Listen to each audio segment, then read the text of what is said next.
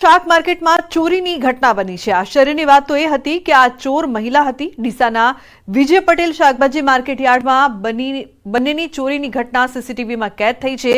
Retail શાકભાજીના વેપારીની નજર ચૂકવી મહિલાએ ગલ્લામાંથી પૈસાની ઉઠાંતરી કરી લીધી। દ્રશ્યોમાં જોઈ શકાય છે કે શાકભાજી ખરીદવાના બહાને મહિલા વેપારીની દુકાને પહોંચી વેપારીની નજર ચૂકવીને પૈસા લીધા। વેપારી શાકભાજી તોલતો રહ્યો અને મહિલા પૈસા કાઢી લીધા। સમગ્ર ઘટના સીસીટીવીમાં કેદ થતા મહિલા ઝડપાઈ ગઈ અને વેપારીઓએ મહિલાને ઝડપી પાડી પોલીસ હવાલે કરી।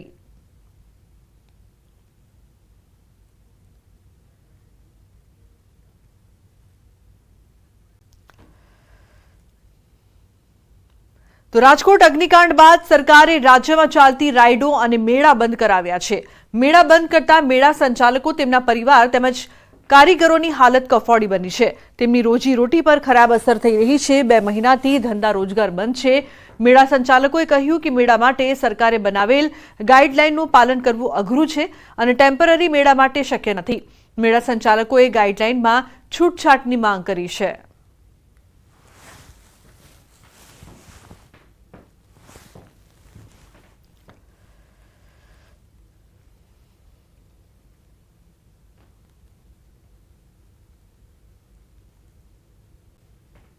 તો મહત્વનું છે કે રાજકોટ અગ્નિકાંડ બાદ રાજ્યના તમામ મેળા બંધ કરવામાં આવ્યા, પરંતુ મેળા સંચાલકોની હાલત કફોડી બનતા તેઓ માંગ કરી રહ્યા છે કે તેમના માટે કંઈ કરવામાં આવે।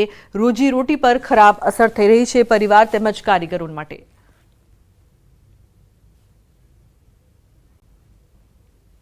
તો બ્રેક પહેલા નજર કરીશું ટોપ 3 ન્યૂઝ પર। મોરબીમાં વેપારી પરિવારનો સામૂહિક આપઘાત। વિરોધ કરનાર 300 ફોરેસ્ટર ઉમેદવારોની અટકાયત। ગુજરાતમાં સિઝનનો કુલ 68.19% વરસાદ નોંધાયો।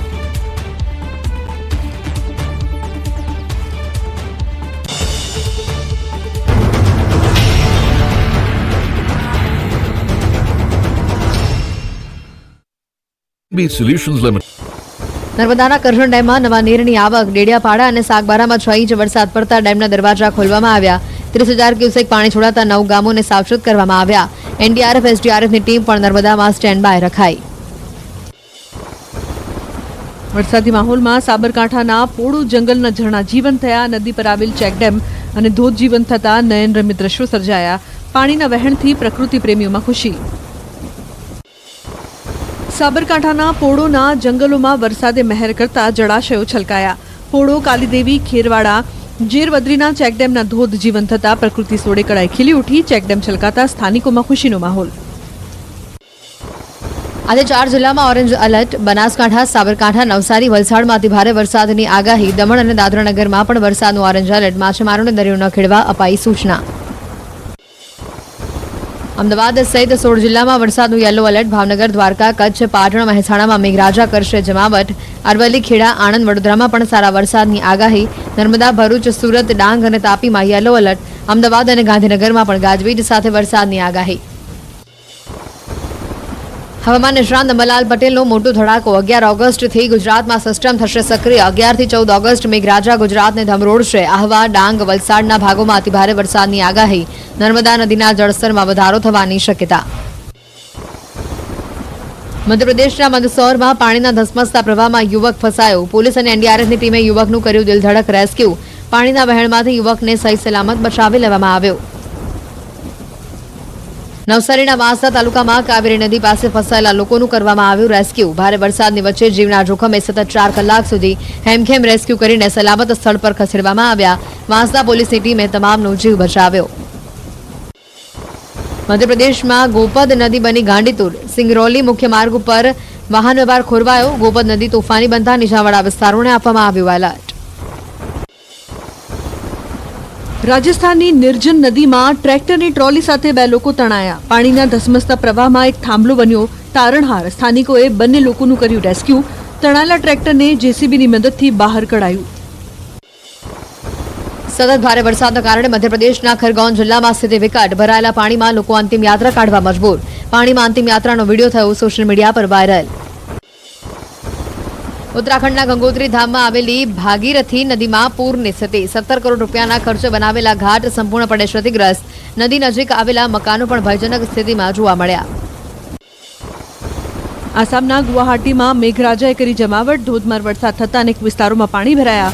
વાહન ચાલકોને પડી ભારે હાલાકી.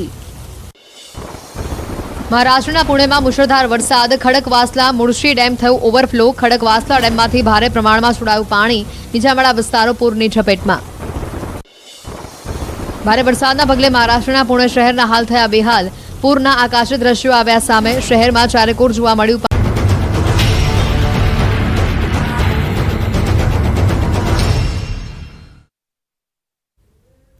Welcome back. સમાચારમાં આગળ વાત કરીએ તો અંકલેશ્વરમાં શ્વાને તસ્કરોને ભગાડ્યા. ચોરીની ઇરાદે આવેલા 4 થી 5 તસ્કરો સુરવાડીના પ્રણામી બંગલોઝ અને શિવ દર્શન રેસિડેન્સીમાં ત્રાટક્યા હતા.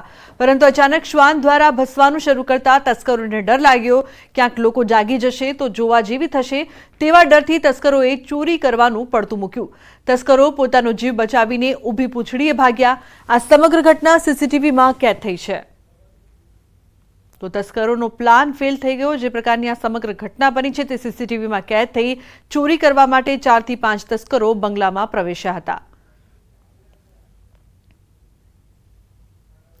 સમાચારમાં આગળ વાત મહેસાણાની સમોસામાંથી જીવાતનો વાયરલ વિડીયો બાદ આરોગ્ય તંત્ર એક્શનમાં. કડીમાં સમોસામાંથી કીડાનો વિડીયો વાયરલ થયો છે. વાયરલ વિડીયોને લઈને તંત્ર હરકતમાં આવ્યું છે. સોશિયલ મીડિયામાં સમોસામાં કીડા અને ચટણીમાં ગરોળીવાળા વિડીયો થયા હતા વાયરલ. મહેસાણા ફૂડ વિભાગ તુરંત એક્શન મોડમાં આવ્યું. ફૂડ વિભાગ કડી પહોંચી ઉમેશ ગુપ્તા નામના વેપારીને ત્યાં હાથ ધરી છે તપાસ. મહેસાણા ફૂડ વિભાગની ટીમે અલગ અલગ સેમ્પલ લઈને પૃથ્થકરણ માટે મોકલી આપ્યા છે. તો મહત્વનું છે કે એક બાદ એક આ પ્રકારની જે ઘટના સામે આવી રહી છે ત્યારે સમોસામાંથી જીવાતનો વાયરલ વિડીયો સામે આવ્યો છે.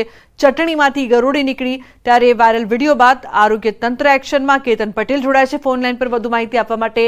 કેતન, શું અપડેટ છે આ સમગ્ર મામલે? લોકોના સ્વાસ્થ્ય સાથે ચેડા થઈ રહ્યા છે.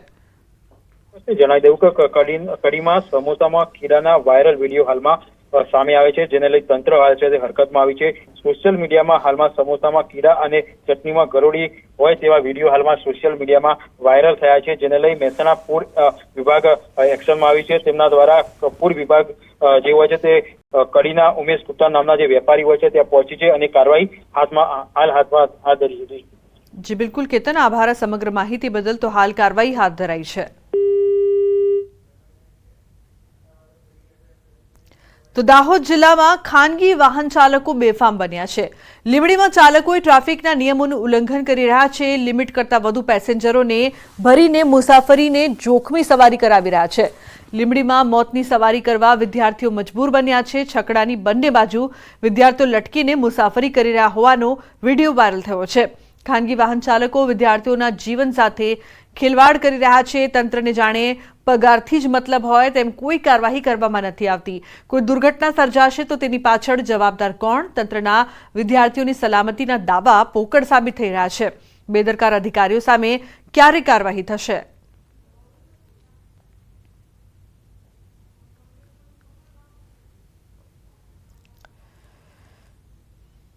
તો દાહોદમાં રખડતા ઢોરનો આતંક જોવા મળી રહ્યો છે. 2 આંખલાઓની લડાઈમાં બાઇક સવાર બન્યો ભોગ. બાઇક સવાર વ્યક્તિને આંખલાએ લીધો અડફેટે. બાઇક સવારને ગંભીર ઈજાઓ પહોંચતા સારવાર હેઠળ. આંખલાઓએ અઠવાડિયા પહેલા 3 લોકોને ઘાયલ કર્યા હતા. રખડતા ઢોરથી શહેરીજનો ત્રાહિમામ પોકારી ઉઠ્યા છે.